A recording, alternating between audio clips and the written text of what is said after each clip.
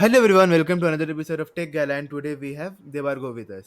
सो जब मैंने रिकॉर्डिंग डाला था यार मेरा और शिवांश वाले पॉडकास्ट का, तो आप में से काफ़ी लोग ने ये मेरे को बोला था कि एचएफटी जाने के लिए अपने को आईआईटी से होना होता है। But this is not true and I wanted to have someone जो ये चीज़ अपने को प्रूव कर पाए। So I have met Debargho in our JEE days and he belongs from the same city that I am, and I'm really happy that someone from my city is also doing so good. So before we start, Debargo, do you mind introducing yourself a bit? Definitely. Basically, as he introduced, my name is Debargha, and I am a final year undergraduate, pretty much a graduate student from Jadavpur University right now. So I am a computer science graduate from Jadavpur University, and I got placed with 26 Miles Capital during my final placements. And previously, I interned with Amazon, and right now I am interning with Redhat. And post the completion of my internship, I'll be joining 26 Miles Capital. Okay, and that is really good. So folks, like Debarga is not from any IIT, right? So ऐसा नहीं होता कि आपको IIT से निकलने के बाद ही आपको HFTs आप ज्वाइन कर पाते हो. Even if you're not from IIT, you can get in. So ये बहुत बड़ा important factor था. And Debarga is also interned with Red Hat and Amazon, and both of them were off campus. So he is a person who knows how to do things off campus. So he will be also guiding us through कि आप भी कैसे कर सकते हो. So as you mentioned, 26 miles because अपने इधर maximum लोग को ये पता रहता है कि about many companies, right? But there are companies who are paying you more और like similar to that, but people don't know much about it. So do you mind sharing a bit about 26 miles, that is your company? So 26 Miles Capital is just another HFT firm. And we do a lot of things actually apart from HFT also. We do systematic investment, we do financial literacy analysis, and MFTs also at certain point of time, mid frequency trading. Right? Like we do a bunch of everything. So basically, every data that comes in our hand from the stock market, we analyze them to produce strategies, and we run those strategies on open market. And ऐसा नहीं कि like it's only on India market, but also on other markets as well. Like it can be US market, it can be Brazilian market also, right? So each and every market we collect the data, and then we run and we frame out strategies, and then we code it up in a low latency manner. Like it should be of low latency, and then we try to run those strategies so as to make us profits. And we basically manage capitals also. Like the capital can range from around 100 crore to 200 to 250 crore at certain point of time, right? So this is pretty much about. And since I haven't joined it, so I can't tell more, but this is what actually 26 Miles Capital does. Okay, you know well more than what I do about the company that I will be joining, and that is pretty cool. So, taking forward, like maximum people don't know what are HFTs. Like if you can just brief them about a bit, कि exactly होता क्या है. जैसे we have heard algorithmic trading वगैरह होता है, Mhm. and even if you can brief about your role, because as I've seen you are joining as a quant engineer, right? So how is your role different to an algorithmic developer? So Mhm. थोड़ा सा अगर आप इस पे guide कर दें. Okay. Okay. So basically, first of all, answering the question about what are HFTs. HFT, as pretty much all of you, most of you know right now, that it stands out for high frequency trading. So what is a high frequency trading is that, first of all, let's say we take a sample case scenario whereby we frame out a strategy that last week all the stocks that went down by 5%, we have to place a bet on those stocks right now, right? So this is not just, this is a simple strategy that I framed out right now. Amongst the stocks that I'm watching, the ones that went down by 5% last week, we're trying to place a bet on them, right? So this is, let's say, a simple strategy, and we code it up in a low latency manner, like in an optimized manner. Mostly companies use C++, right? And but even Python is used at certain point also. And after that, it is back tested, right? I mean, we have the historical data with us, right? So these strategies will be back tested on those historical data, and then it will be verified that whether it yields out profits or not, right? And after that, it will be run on the real market, that and observe that whether it is trying to fetch the profits that we intended or not, with a or with a certain given amount of capital. So this is pretty much about high frequency trading, and there are other parts also, like mid frequency trading and low frequency trading as well. But high frequency trading, what makes it special is that it is devoid, like it is totally disconnected with human biasness, right? So manual trading में हम लोग क्या करते हैं, often it gets mixed up with the human emotions also, like greed as well as like anxiety comes into place. But here, since it is mostly controlled by machines, and once the strategy is placed, there's nothing to see. So basically it is devoid of everything, right? So this Okay, is so this is the everything case. works majorly on the numbers. Like Majorly I on the don't know. numbers side, yes. Okay, okay, okay. And so we can understand like it is like that's the reason they are generally hiring competitive programmers because you need to optimize everything that goes around. Definitely, definitely. Yeah, competitive programming is like one of the primary selection criterias. Like, I mean, even if it is not asked that much in the interviews, but definitely during the time of online assessment, they will give problems that are code forces diff to C level or D level, something like that. Okay, so like let's start from the beginning. How did your journey start? I remember you getting a fabulous rank in West Bengal Joint, and post that you got into Jadavpur. Hmm. So from that to the point when you started your journey, can you just brief a bit? Because again, I just have heard another question that since you are also interning with Red Hat, Hmm. and whatever I know that they also look for a development side. They just Yep. don't hire on the side of competitive programming. Hmm. So how it's everything started, like if you can just give a brief journey. I will be asking you a question on how to manage time between DSA and dev and CP. We can address that later. But how your journey started, maybe we can just tell that from maybe your JE days it works. Okay, sure, man. So basically, like I had computer science in my class 11th and 12th. So basics of C++ were known to me, and then after that, while preparing, after I got selected, it pretty much became final that I am going into Jadavpur University. So I decided to explore that, what computer science demands, like what is it all about, what is the chaos all about, like everyone is going towards computer science nowadays mostly. So what is it all about? So then I came across a senior. He is right now working with Amazon Dublin right now. So he guided me that you can just start off with competitive programming because it requires the least amount of resource to be known.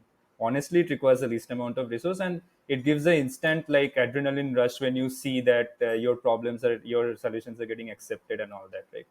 So I pretty much started off with that, and initially I used to code with HackerRank and all that in order to improve my basics, since maths was known to me. So basically I also did prepare once for regional maths Olympiad also. So mostly like those concepts of GCD and Euclidean numbers and all those were known to be, right. So I started off with that. So pretty basic that once, and then I started learning data structures and algorithms and this improved by participating more and more into Codeforce's like long challenges. Those were of either 15 days right now, I guess. So basically, by participating in those challenges, because you come across a lot of concepts and topics that you need to learn, right? And after that, I started participating in shorter contests of code forces and all that. And this was pretty much about my first year, right? First year, I did almost all of this, and during my second year, after doing competitive programming, I realized that yeah, right now I need to explore more, right?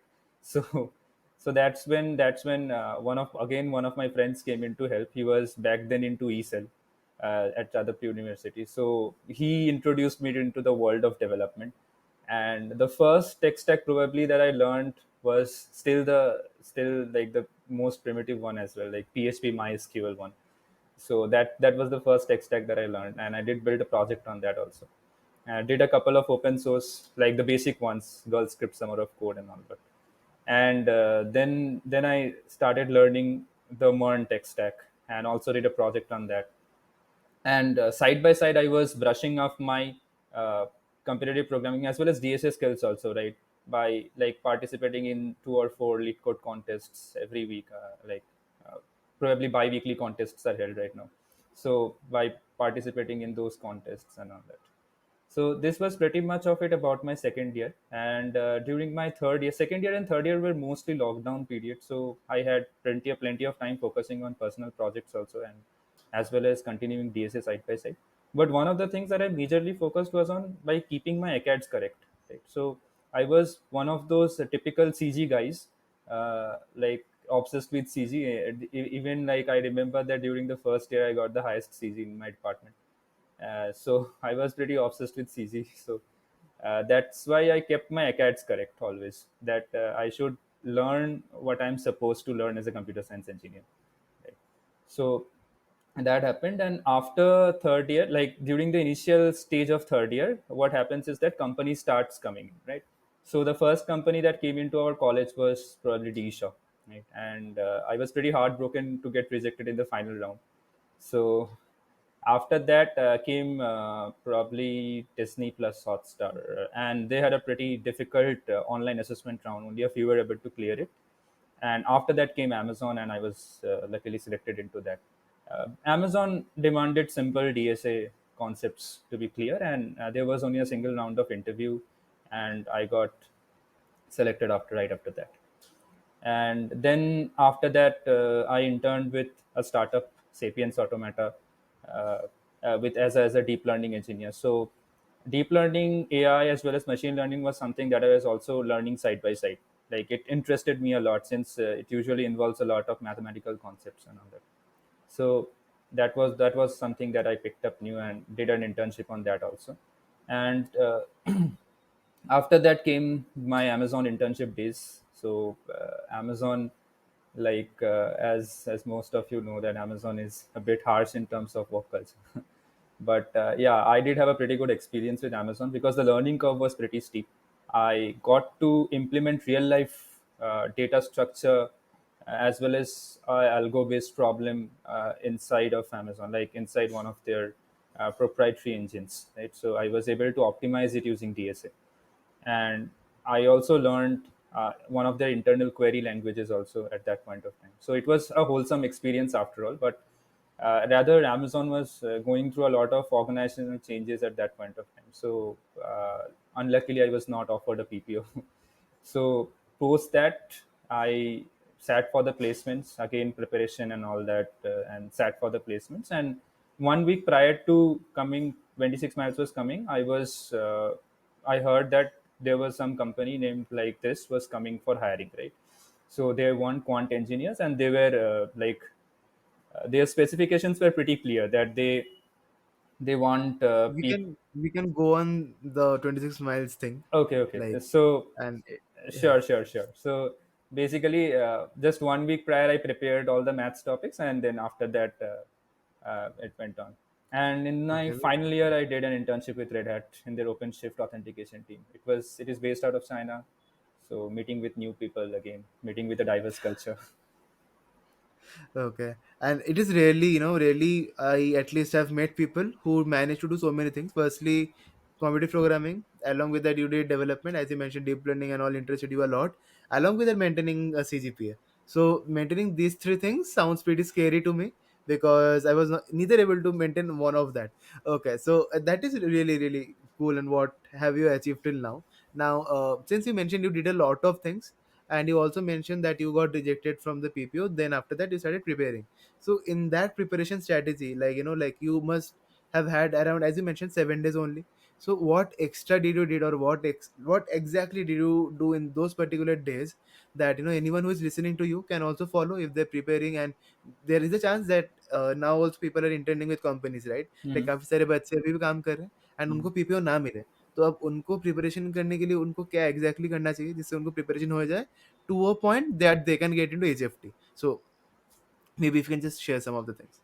Yeah, so I don't feel ki it's 7 days of preparation is enough for getting into HFT. Like you have to continue it year long, right? So DSA was something that I didn't left. I continued preparing even after I got selected into Amazon, right? So there was always this thing going into me that if I can make better off-campus offers or at that point of time, right? So I continued my DSA preparation still on. And secondly, one of the thing you can do in 7 days is that if you are weak in DSA, first of all, get your DSA correct by at least doing that 100 questions or that 150 question list from lead code. Those are readily available, or top 70 questions also. If you do, then you will be able to manage to get a like around a lump sum, like a good company, right? You'll be able to crack it. And another thing, like if you are good with DSA, then I would rather say focus 7 days on computer science fundamentals, because when it comes to final placements, they definitely will ask DBMS, they will ask operating systems, they will ask computer organization in certain companies also. So all these things were there. So since I was like, I already had DSA in touch with me, like I already had practiced a lot of questions. So I just like went on through the concepts once, and after that I started preparing with CS fundamentals mostly. Okay, and from where, like, I am pretty sure in those 7 days also you revised, Yeah. like for DSA. So, what was the resource you were majorly using for revising, and even for CS fundamentals, what were you using? DSA, definitely you can go for lead code. That's the like ultimate option that everyone chooses when it's last time preparation, last minute preparation. And for computer science fundamentals, few of the topics like object oriented programming and DBMS were pretty well taught to us. Class notes were more than enough. I used to attend classes for object oriented programming as well as DBMS. And apart from that, operating system, you can prepare from gigs for gigs, but rather again I said that I was a CG obsessed guy, so operating system was something that I read pretty well. So operating system, you can just like for preparing in 7 days, you can go for get smashes. That's more than enough. Like the 7 minutes video, you can just play it at 1.25x. All of us has done all of us have done probably some point of time. So gate Yeah. smashers is more than enough to prepare for operating systems. But if you get a chance during your college days, then once have a look through the book called by Galvin.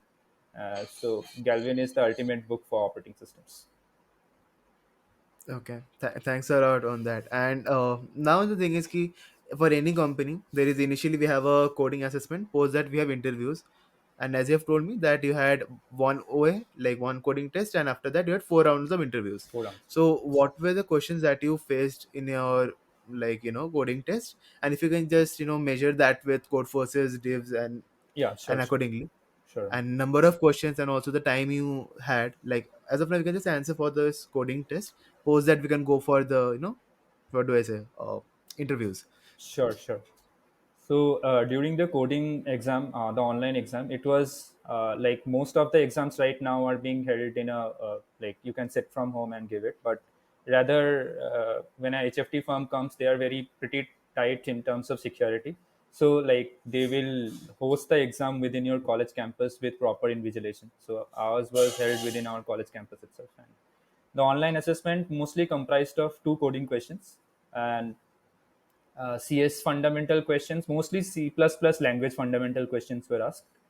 And apart from that, a bit of data interpretation, logical reasoning was also asked, right? And a bit of maths question from especially of probability and permutation combination. Right? So two coding questions were div to C level and D level. So one I was able to solve completely, and one I was able to solve half, right? Because 1 hour is very less time for solving div C as well as the div D problem, div 2 C and D problem, right?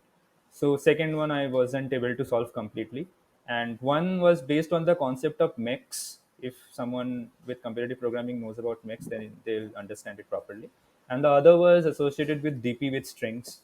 So it was a complicated problem. It was a 3D DP problem probably.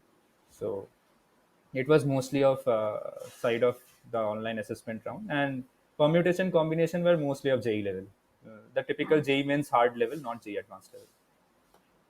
Okay, and what was C++ fundamental questions, like what were those? C++ fundamental questions were mostly from the output side, like the trickier ones in terms of output, as well as few of the like like the typical concepts like VPTR and VTBL. If someone has virtual pointers and virtual tables, Okay, okay, okay. these things were asked also.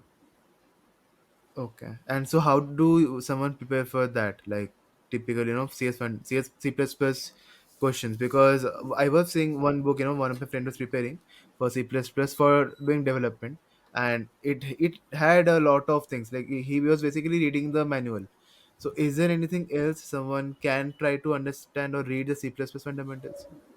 I feel there's no such foundation of like every time you'll face a different problem, right? So learning by those problems is the best thing probably, to get hold of a particular language. Like basics you can learn definitely, like you can learn till smart pointers, or in object oriented programming you can learn till virtual pointers and virtual tables. That is pretty much taught in every university right now. Or even if you take up a good book, then also it is well taught, right? If you take the book probably of Herbert Shelley, then it's probably one of the best C++ resources that you can have. So it's pretty much basic in all, taught in every books or mentioned in every book. But rather the best way to learn C++ is to do a project probably on sockets, or like let's say file transfers on C++. Then probably you'll get more hold of the concept. Like even if you do a project with compilers on C++, then also you'll be able to have a good hold of that particular language. Okay, okay, sounds interesting. Okay, now moving forward to the resume segment, as you have been a person who did both the ends, like you have been into the dev side and you get got into Red Hat, and also have been to the CP side and got into HFT. So, what was your resume look like? You know, if you are willing to share, maybe you can share that in the description for people. They can just have a look, or even if you just want to give some tips on tricks, you know, what people should mention and what people should not mention. Maybe a quick tips that can also work. Yeah, so probably if you have work experience, then that's the best thing that you can put on your resume. That's the primary segment that you put up. Another thing, I don't know if I have heard also in most of the colleges when HFTs do hire, they want a decent GPA. It was same in Yeah. our college as well. Like they will prefer people with 9 plus CC overall, right? So this is something that was preferred in our college as well, although one of the guys who made it up didn't have a 9 plus CPA, but his like he was able to solve all the two questions in the coding round. So you have to be exceptional in CP, or you have to show a decent amount of CG. So that's one of the major factors for getting selected into HFT. Apart from that, you can portray your projects, and HFTs do prefer mathematically rigorous projects. Like if you have any kind of deep learning project that is a bit mathematically extensive in terms, then you can probably portray it. And apart from that, you can just show your basic projects, like if you have done in terms of Monstack or something like that. And lastly, in the achievement section or in the certification section or something like that, you can put up the hash code ranks, or earlier probably Google hash code was conducted, hash code ranks, or code chef ranks, or code Kickstart. forces, yeah, kickstart everything. So those things you can put up in your resume. That will look fine. Okay, and folks, I will be trying to have Debargo's resume if he's willing to share. Maybe you can also understand from that. And now moving forward to the 4 rounds of interviews, as you said, like 4 rounds are, I guess, typically intensive to do with, and every round must have been a bit of an experience for you. Mm. So, you know, like, was every round a knockout round, sort of like if you fail to do Yeah, well, so you would. every round was a knockout round. Okay. So maybe if you can just give a glimpse from every round, the sort of questions that were asked, maybe a bit of this, as you mentioned, like 3D on strings and concepts like this that were majorly asked to you. And did you also had some managerial questions, or did you also had CS fundamental questions? And if you remember any sort of question that can help someone who is watching and who is planning to get into an HFT for real. So if you can just give a brief about the every 4 round it will get. Sure. So basically, the first round that we can speak of, the first round happened pretty much in that day itself, and it was the probably like half of the students were rejected after first round, right? So almost as far as I remember, 20 students were able to make it up to the interviews, and 10 of them were rejected after the first round. So first round was specifically based on, I was asked question on sliding window. It was not a typical normal sliding window problem. It was some variant of a sliding window problem. Uh, and then after coding it and running it, I was asked two probability questions, right? So one of the probability question was typically like uh, geometric probability that we used to study in JE days, right? So let's say, like I don't remember exactly the problem, but it was something like x square. You have to tell the probability of the points lying x square that satisfies the condition x square plus y square is less than equals to one. Right? So geometric probability was asked. Another probability question that was asked was of the form of that used to form a infinite GP series, and we used to solve them during our JE days also. So that was asked during the first round of interview. So first round of interview was mostly difficult for most of the people, right? So most of them were eliminated out of that, because probability is not something that you have that you usually practice for preparation, for placement preparation, right? So that was one of the major elimination point, or like cutoff point for most of the candidates. And the second round, so the second round was a bunch of, like, it was a complete mix, and for me the second round went for around 1.5 hours. So firstly I was asked SQL queries, and not the typical simpler SQL, normal, not the simpler ones. Like, you have to find the third highest, you have to find the second highest. So first he started with second highest, and then he went forward with third highest in a table and all that. And after that he was asking me operating system questions regarding critical section problem, and what are the conditions for Peterson solutions to be valid, right? And all those questions were asked. And what is a mutex, what is a semaphore, basic operating system questions. And after that he gave me a binary search tree problem. And for that binary search tree problem I had to code up, no, first was a matrix problem, that was a simpler one. And after that a binary search tree problem was given. So for the binary search tree problem, usually what happens in interviews is that you have to write the simple function, right? But he asked me to code up from scratch, like from, you have to give input to the binary search tree, and then after that you can perform that particular, or write that particular function. So it was a machine coding round where I had to show him that I was giving this input and this was the particular output. So I had to run it on my own local machine and then show it to him. So usually we don't have the practice of writing such codes, right, where we have to create the binary search tree on our own and then perform the function on that. So it was so a lot of debugging was involved in that process. That's why it extended a bit long. And in the third round also it was a machine coding round, but this time the questions were simpler. But again I was asked to write the code from scratch, like from taking input to that of producing output. And and in the third round the question, first question was from linked list, and second question was from binary exponentiation. And in the fourth round, so a lot, like all the four candidates that got selected, amongst them three did have five rounds, but I only did have 4 rounds, right? So in the last round it was a meeting with the director. So he just asked me basic HR questions, that whether like simple HR ones, and then I was offered the role. Okay, and that's like congrats on that, Devargo. And a lot of folks, I'm pretty sure they just try to get in, but there must be a factor that differentiates people like you from people normally like us. So, what do you think is the extra mile that you covered and that made it happen? Be it your Red Hat journey, Amazon journey, or be it getting into this HFT.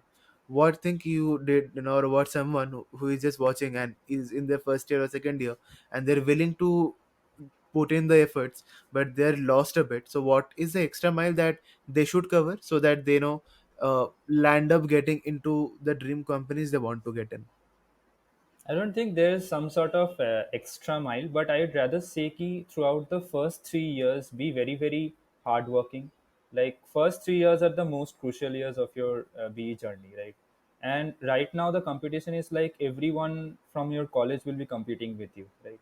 Be it mechanical, be it electrical, be it earlier there used to be like foundations on, like, this department won't be allowed to sit for this company, this department won't be allowed. But nowadays, like, everyone is having pretty much all of resources and everyone is preparing for the same roles, right?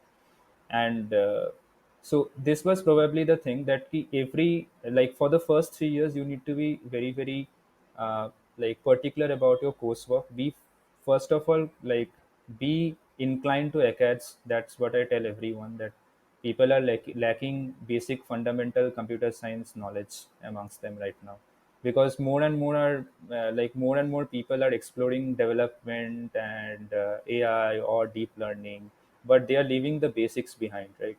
So I would rather say ki stick to the basics. That's the most important thing. And like after 3 years, You get 1 year to chill and all that. So 3 years पढ़ लो उसके बाद chill. Okay. So, like as you mentioned, so पढ़ने के लिए we need resources and the total internet is in a flood of resources. So people get confused कि exactly what to read, what not to read.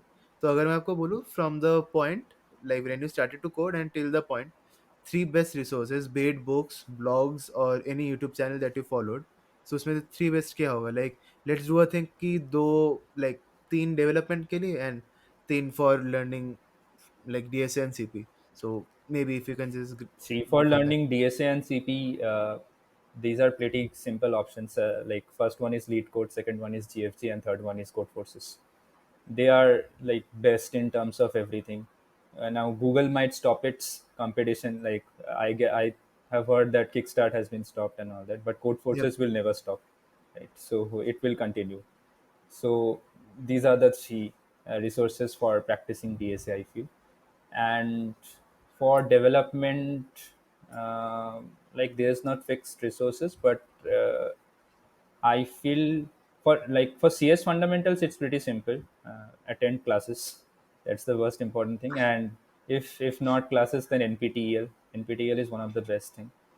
And apart from that, gate smashes would also work. And few of the lectures of Ravindra Babu Ravula also works. That's also very fine. And Okay, and for your deep learning journey. for my deep learning journey, Adrian Rusbach, there's a book and like hands-on machine learning by Adrian Rusbach. That's one of the Okay. best books that I have come across, and it's pretty much hands-on everything, right?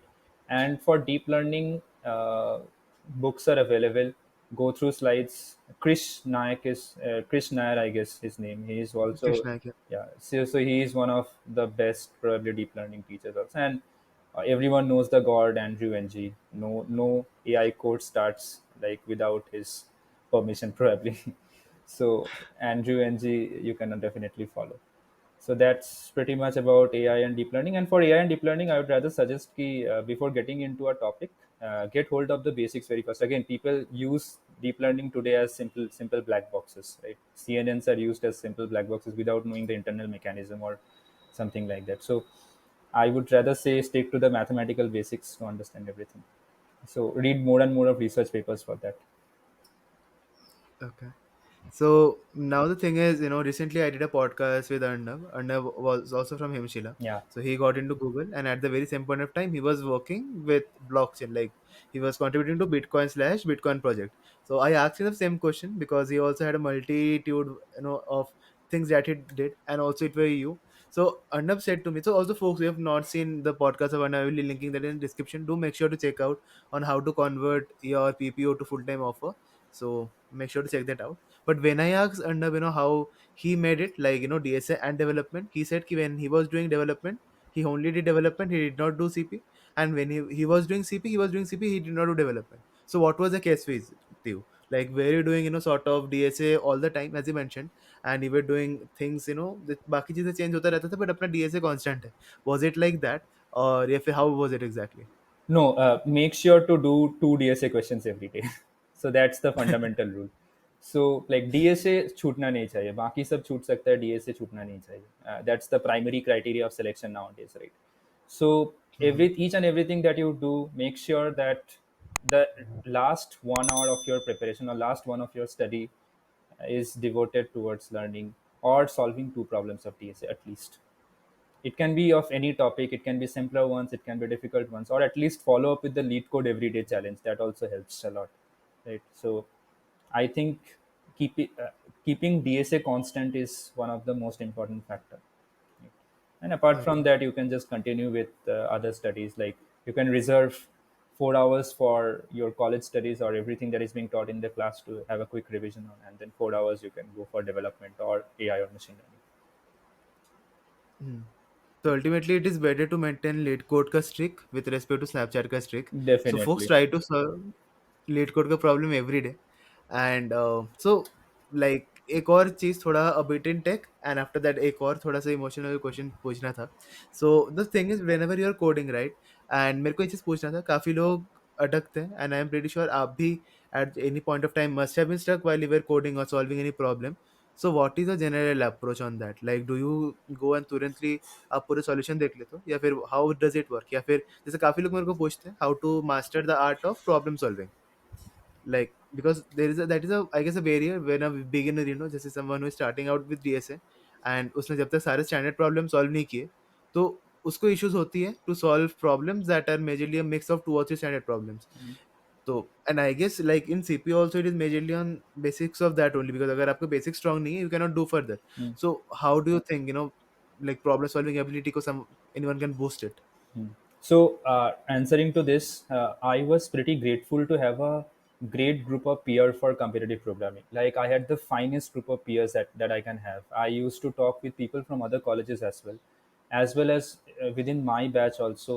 People helped me a lot. Like, I mean, whenever I used to get stuck or some point, if someone is having a solution, then they didn't used to like directly tell me the solution, right? So they used to say ki I'll give you hint and then you try to come up with your own. Like, let's say they disclose the optimal solutions time complexity to you, then you can at least think in that direction. Let's say someone tells you that the optimal solutions time complexity is n of log n, then you can probably think in that direction that ki ha yahan pe binary search apply ho sakta hai, right?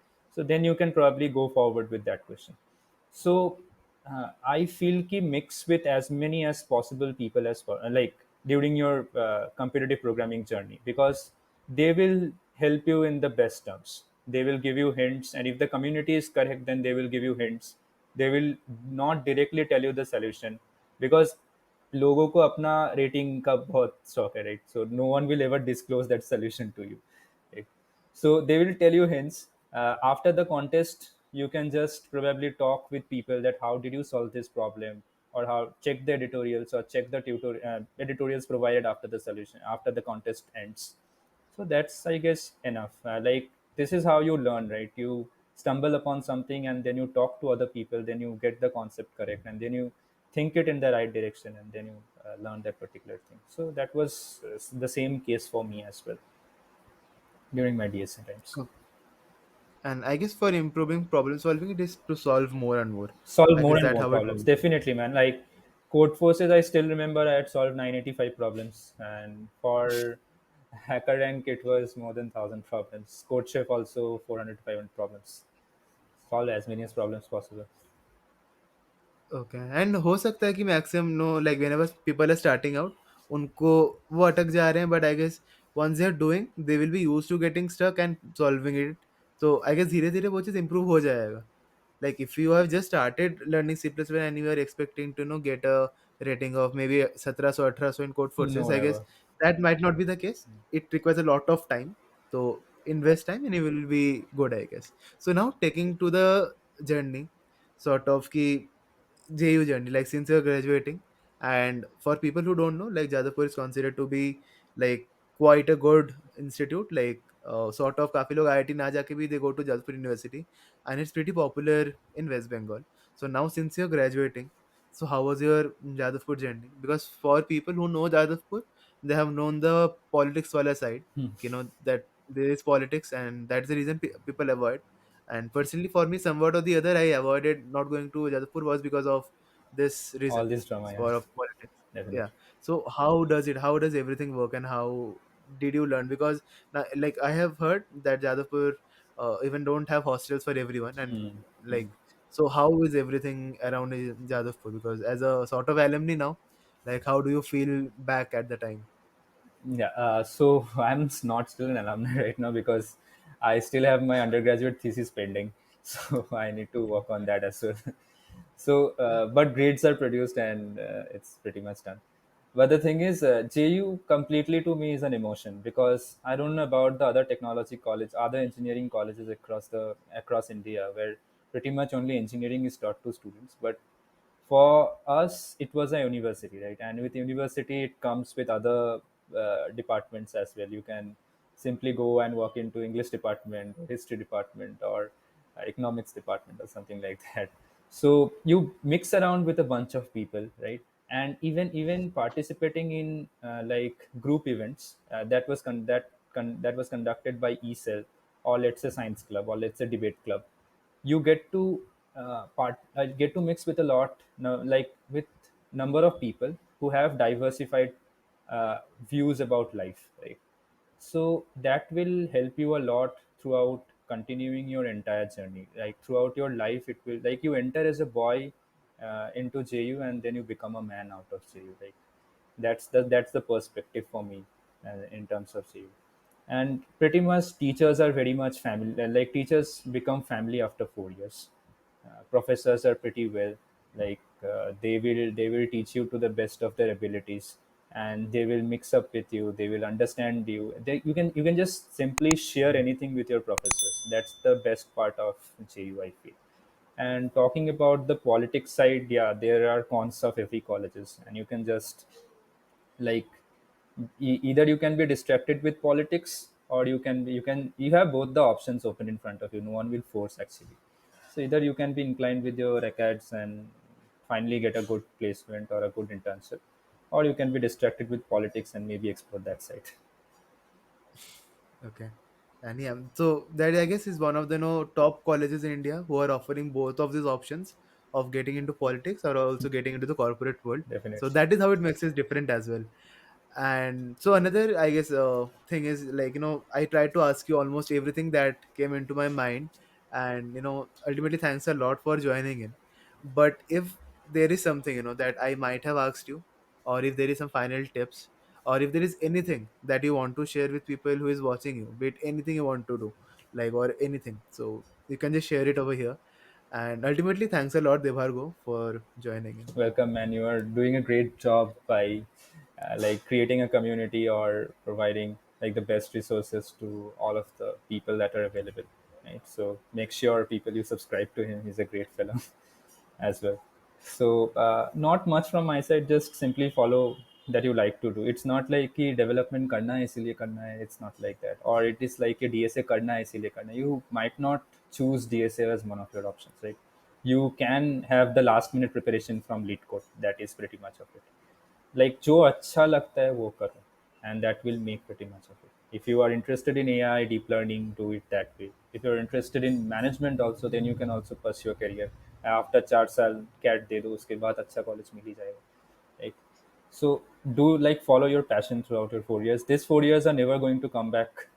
So make the most out of it. That's So I will be, sharing Debargo's uh, socials. So if you are looking forward for referrals and all, you can just went to ask him out. Maybe first share him your resume, and if he feels that you are a good fit, maybe he can have a chat with you. sure. Post he joins, and also make sure to subscribe. I will be sharing the blockchain course. I will be continuing doing that. So I hope you have also watched my smart contract video, and in which I have explained you the basics of it. I have also explained how oracles work. So make sure you have checked that out, and make sure to subscribe your own currency, and also I will be bringing on NFTs. So make sure you have checked that out and subscribe to the channel for further updates. Thank you folks for listening to this podcast, and bye bye.